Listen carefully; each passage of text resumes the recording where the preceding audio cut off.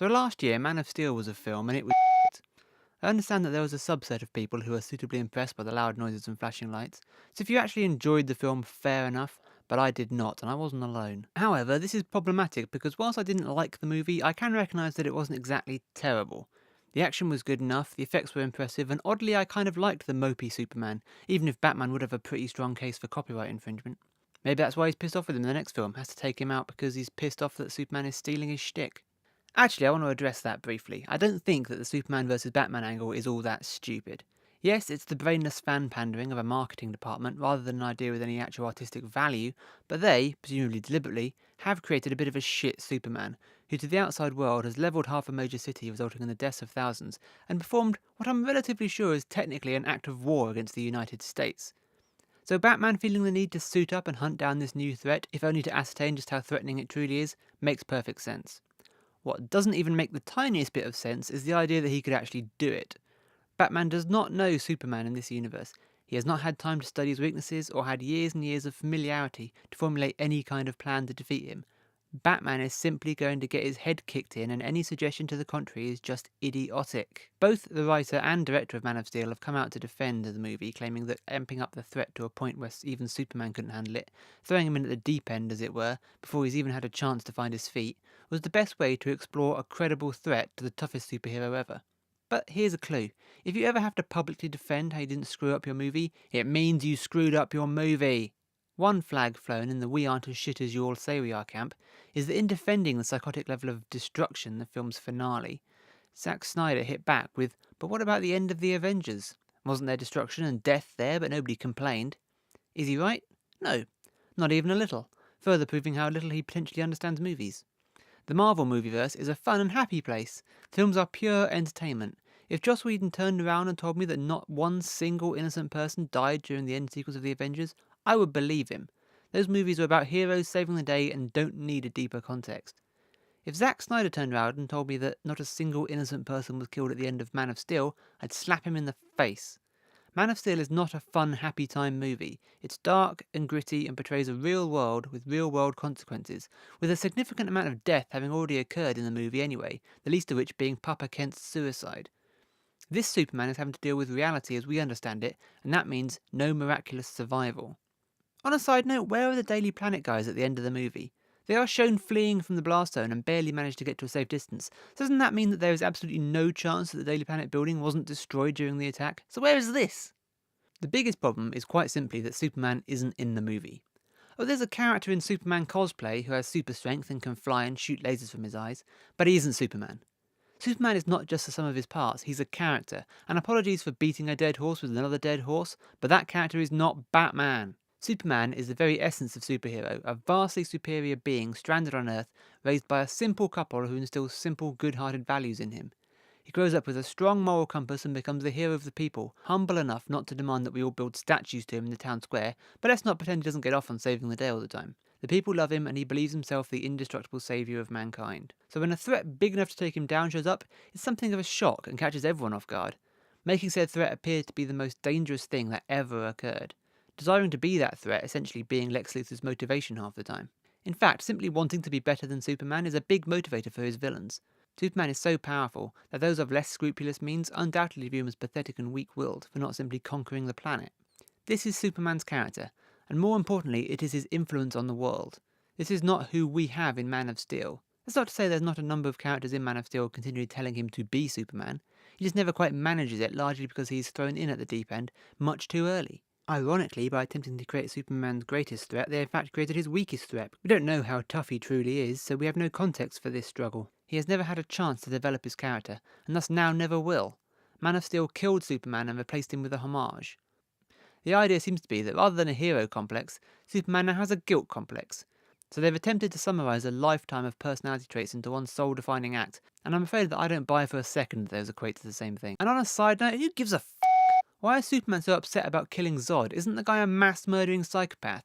We've seen basically no evidence at all to suggest that Superman is against the death penalty, and plenty of evidence to suggest he believes violence solves all problems. So I'm sorry, but what the Also, the Superman imposter offers to turn himself in, but who gives a about that either? We don't know this jackass. Okay, we hear rumours about some bloke doing impossibly heroic deeds around the world. It doesn't seem to do a lot of them, and no one entirely believes the stories anyway, so why are we supposed to believe this is such a big deal? Hand the f***er over, who gives a shit? At least when Batman did this, we knew who he was. All we really know about Superman by the end of this movie is that he destroyed a lot of property, killed a guy, and took down a very expensive piece of military equipment that quite rightly was trying to figure out who he was. A scene which contained a woman so overcome with her own womanliness that just had to laugh and voice the opinion that it's okay, he might be evil, he's hot. A comment so preposterously stupid I seriously hope the character got a court-martial afterwards. Anyway, none of these problems are not salvageable, although the filmmakers refusing to admit they cocked up did throw a bucket of water over whatever hope we had that they might actually try next time. But a sequel which involved building up the character of Superman back to where he should be, establishing his place in the world, getting back to the natural order of things, might smooth this out. Then this happened. So now we get fan pandering the movie. And if you thought Man of Steel jumped in at the deep end, then they're here to show you how little character development truly means to them. On that note, and while we're at it, it's reached a point where no one actually seems to know what the hell a supposed Man of Steel sequel is actually about, other than it clearly not being about Man of Steel. Now let's face facts here, even if you liked Man of Steel, you have to admit that it wasn't what it needed to be, and it needed to be Iron Man. I'm not saying it needed to copy and paste the feel of the Marvel universe. I'm happy to say that, whilst Marvel brings the fun, there is definite room for DC to bring the serious. And there's no reason two different takes on what is ostensibly the same raw material couldn't work side by side, but Man of Steel wasn't even close to as good as Iron Man, and rather than put the work in to build up an audience, it seems Warner Brothers and DC would rather shoot straight for the Avengers cash they've heard so much about. It's like they want to mimic the Marvel movieverse, but can't be bothered to put in the time and effort actually required to mimic the Marvel movieverse. The phrase good enough is probably not a stranger to the Warner Brothers boardroom. And for the sake of argument, let's pretend there's a sane person in that room as well, to voice a sensible opinion. We made a somewhat mediocre action movie that seems to have dramatically split Superman fans down the middle, creating just as much hate for the franchise as it has love, at best. Good enough! We've hired Ben Affleck to play Housewives' favourite Batman, an actor who, whilst perfectly functional, is surprisingly unlikable, and any 5-year-old could see this was going to split fans even further down the middle. Will his appearance cause a massive online debate, generating us tons of free publicity? Well, yes, but good enough! Good enough! Okay, whilst we could argue about the inclusion of Ben Affleck from now until Judgment Day... Oh, and by the way, you aren't clever if you pointed out that Ben Affleck is a competent actor, and that he might actually be good as Batman, so we should all give him the benefit of the doubt. What you've just done there is failed to have an opinion on the subject. Congratulations.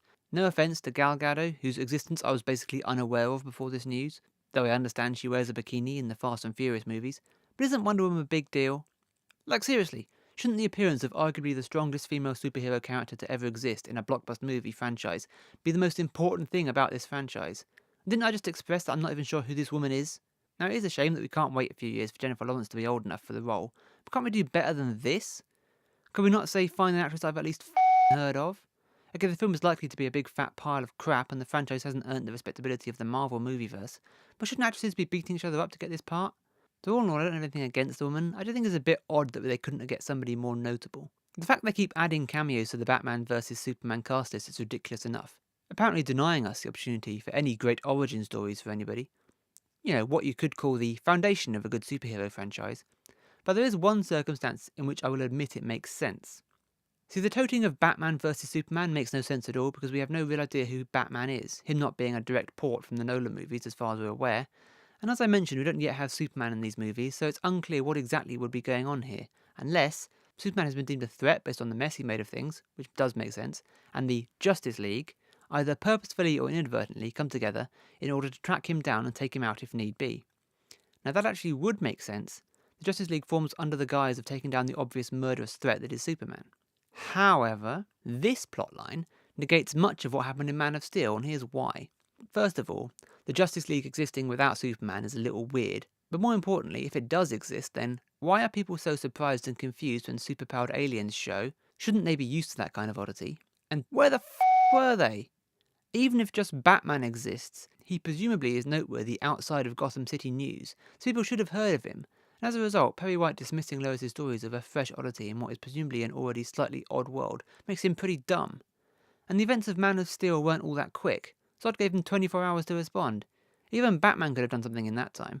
So if the others were about, then why didn't they do something? The Marvel movies, when you look at them, actually take place in a relatively confined space, because they are character-led. We actually don't know much about the world outside of the stories themselves, allowing for a million different areas of expansion. Whereas in Man of Steel, we have a global picture. We aren't focused on Metropolis. In fact, we spend so little time there that the city could basically be anywhere. It wasn't particularly relevant. The events of Man of Steel have a global impact, and we see from this that basically this is the weirdest thing to ever happen to Earth. And before this, the world operated much as we understand it does here in boring old reality. As a result, there is basically no room for development on the world front. It is what it is, and attempting to insert other superheroes into it, who haven't apparently been sat around doing basically nothing before the events of Man of Steel, makes no sense at all. So how they are approaching adding more superheroes to a world that apparently has no superheroes in it, without bothering with origin stories, is beyond me. All in all, Marvel have endeavoured to give us character actors portraying larger-than-life individuals having thrilling adventures in a fantastical world, whilst DC have offered us competent actors portraying boring characters causing property damage in the big grey city. No doubt the Marvel movieverse has taken some liberties in its time, but the time has been put in to make those work, while DC just seems to have let Goyer and Schneider run off with Superman without a care in the world. I'm not saying that the next movie they vomit out will definitely be terrible. I'm not saying that we will have definitely lost any hope of seeing some interesting origins and character developments from any more DC superheroes. I'm not saying Batman vs Superman will be a tired fan fiction piece of nonsense. And I'm not saying they will at some point have a close-up of Wonder Woman's tits and or arse in what will be a most shockingly disrespectful portrayal of the character that you will find it hard to believe anyone on Earth is capable of being that stupid. I'm not saying that. What I am saying is that right now, it all seems pretty f***ing likely. All in all, and if I have to be generous, I admit that there's two possibilities here. One, the next film could be great and Warner Brothers are making all these unusual moves because they know something we don't. Or two, they simply don't know what they're doing and it'd be dumb luck if it's anything kind of good. The end.